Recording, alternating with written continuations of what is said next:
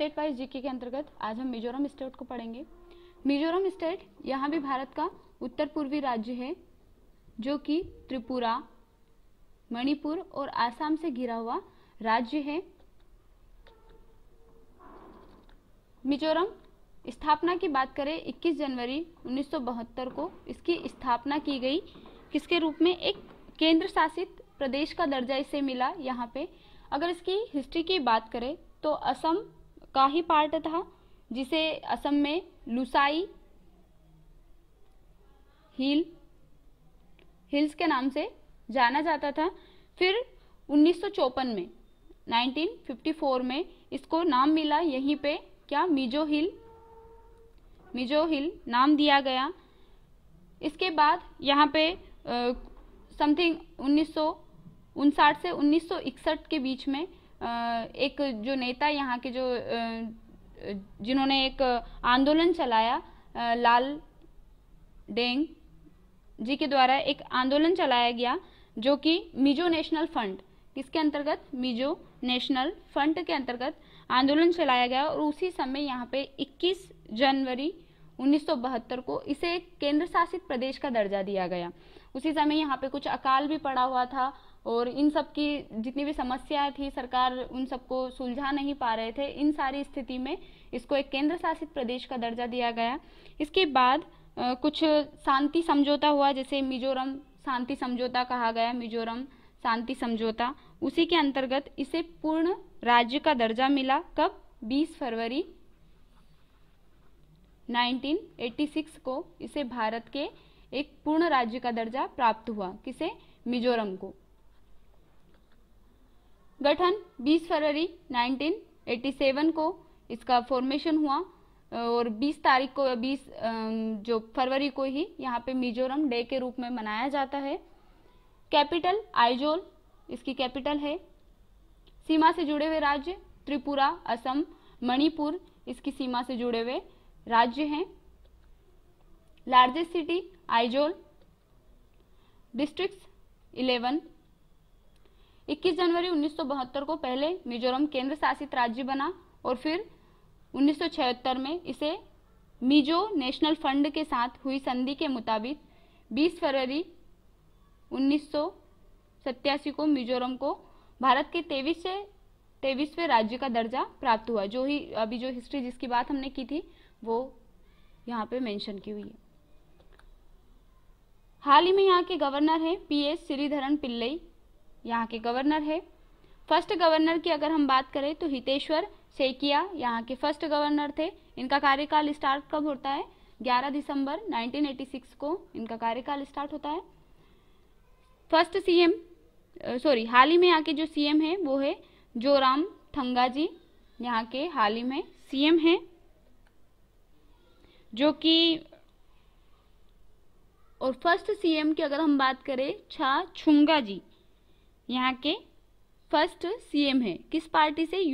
Mizo union political party के अंतर्गत यहाँ के जो सीएम बने सबसे फर्स्ट वो छा छुंगा जी थे। अगर इनसे पहले श्रीधरन पिल्लई जी से पहले यहाँ के गवर्नर की बात करें तो यहाँ के गवर्नर जी थे जगदीश मुखी जी, जिन्होंने यहाँ का अतिरिक्त कार्यभार संभाला था। जैसे कि अभी हम MP की बात करें तो यहाँ के जो गवर्नर थे, अभी हमने हाल ही में अपने वीडियो में पढ़ा था, लालजी टंडन जी थे, लेकिन अभी 2-3 दिन पहले ही यहाँ पे कुछ मेंशन हुआ, उनकी तबीयत खराब होने की वजह से आनंदीबेन पटेल जी को, जो कि छत्तीसगढ़ की गवर्नर है, उन्हीं को भी, आनंदीबेन पटेल को ही यहाँ का अतिरिक्त कार्यभार दिया है MP का भी। तो ये भी अभी मेंशन करने वाली कि अभी हाल ही में यहाँ के गवर्नर पहले लालजी टंडन थे MP के और अब कौन है? आनंदीबेन। इसी प्रकार इन्होंने भी श्रीधरन पिल्लई और इनसे पहले यहाँ के जो गवर्नर थे वो जगदीश मुखी जी। और सीएम की अगर बात करें जोराम थंगा जी से पहले यहाँ के सीएम थे ललनथन हलवा, जो कि भारतीय राष्ट्रीय कांग्रेस के अंतर्गत हम नाम लिख देते हैं यहाँ पे, ललनथन हवला जी इनसे पहले यहाँ के सीएम थे। लोकसभा सीट 1, राज्यसभा सीट भी एक ही है यहाँ की। विधानसभा सीटें 40। High court Guwahati high court Aizawl branch. देखो चूंकि ये जितने भी उत्तर पूर्वी राज्य हैं, छोटे छोटे राज्य, यहाँ पे बहुत सी अधिक मात्रा में जनजाति, अलग अलग जनजाति पाई जाती है, और ये पिछड़े जनजाति लोगों में बहुत से पिछड़ी जनजाति पाई जाती है। तो यहाँ पे जितने भी ये राज्य थे, जैसे हम अगर मेघालय की बात करें, मिजोरम की बात करें, तो ये सब असम का ही पार्ट था। लेकिन असम अधिनियम के अंतर्गत जब असम पुनर्गठन अधिनियम चला 1969 के अंतर्गत, या फिर इन सबको धीरे धीरे अलग किया गया और एक एक राज्य बनाया गया। तो चूंकि जो ये वाला है, हम इसकी बात कर रहे हैं मिजोरम की, ये किसके अंतर्गत आता है? इसकी जो हाई कोर्ट है, Guwahati high court Aizawl branch. तो गुवाहाटी हमको पता है आसाम कैपिटल है, उसकी आइजोल ब्रांच के अंतर्गत इसका हाई कोर्ट है। Official language Mizo, other language यहाँ पे इंग्लिश या हिंदी बोली जाती है। National park Phawngpui national park, year of notification 1992। Murlen national park 1991 यहाँ की नेशनल पार्क है। कर्क रेखा मिजोरम को लगभग बीच से काटती है, क्योंकि भारत के 8 राज्यों से होकर कर्क रेखा निकलती है। तो ये जो मिजोरम है इसको बराबर भागों में काटती है, या मिजोरम के जैसे हाफ हिस्सा यहाँ और आधा हिस्सा यहाँ पे, दोनों के बीच से कर्क रेखा निकलती है। इम्पोर्टेंट रिवर के अंतर्गत मिजोरम में सबसे पहले रहेगी तलावंग, तलावंग रिवर, तलू रिवर, कालादान, या इसी को जो कालादान रिवर है इसका मेन नाम है झिम तुईपुई, झिम तुईपुई या चिम तुईपुई इसका नाम है, और यहाँ पे इसे कालादान नाम से भी जानते हैं। एक और लास्ट है तुईरियल, यहाँ की इम्पोर्टेंट रिवर है। इसके अलावा अगर लोक नृत्य की बात करें, डांस की यहाँ बात करें, तो यहाँ के डांस खूलम, छेआम, चेरऊ, सरला काई नृत्य, सांवलिया नृत्य, ये यहाँ के इम्पोर्टेंट नृत्य है। अगर सरला मकाई नृत्य और सावलिया नृत्य की बात करें तो युद्ध जीतने की खुशी में यहाँ उत्साहपूर्ण नृत्य किए जाते हैं, तो यहाँ के प्रमुख लोक नृत्य हो जाएंगे। इसके बाद जनजाति ट्राइब्स की बात करें, चकमा, पवई, कुकी, राल्टे यहाँ की प्रमुख जनजाति है। फेस्टिवल मिमकुट फेस्टिवल, पावलकुट फेस्टिवल और चापचार फेस्टिवल, इसे बसंत उत्सव के रूप में भी यहाँ मनाया जाता है। यहाँ का इम्पोर्टेंट फेस्टिवल है Chapchar festival. Wildlife sanctuary वन्यजीव अभ्यारण्य के अंतर्गत सबसे पहला है Ngengpui wildlife sanctuary. Year of notification रहेगा इसका 1991। कब इसे स्टेब्लिश किया गया है यहाँ पे, तो यहाँ इसका ईयर ऑफ नोटिफिकेशन होगा।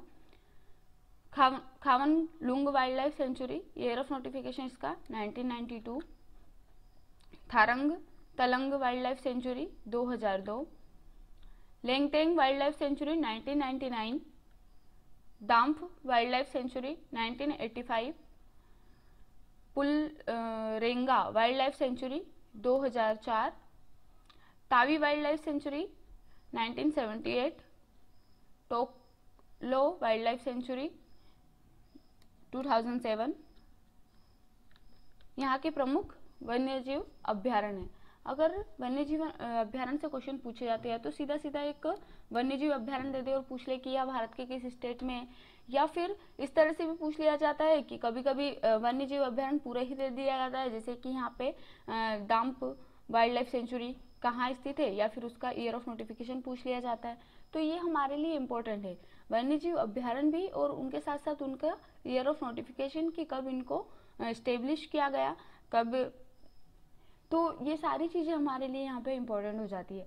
इसके अलावा अगर हम बात करें, यहाँ मिजो लोग झूम खेती करते, जो मिजोरम के लोग हैं, हम सभी जानते हैं कि जो उत्तर पूर्वी जितने भी राज्य हैं वो एक आदिवासी जनजाति क्षेत्र है, पिछड़े लोग हैं वहाँ के, तो उन्हें जो वहाँ के लोग हैं, वहाँ की खेती है, तो लोग मिजो लोग, क्योंकि मिजोरम के लोग हैं तो उन्हें मिजो लोग बोलते हैं, और वहाँ के लोग क्या करते हैं, झूम खेती करते हैं, इस प्रकार की खेती।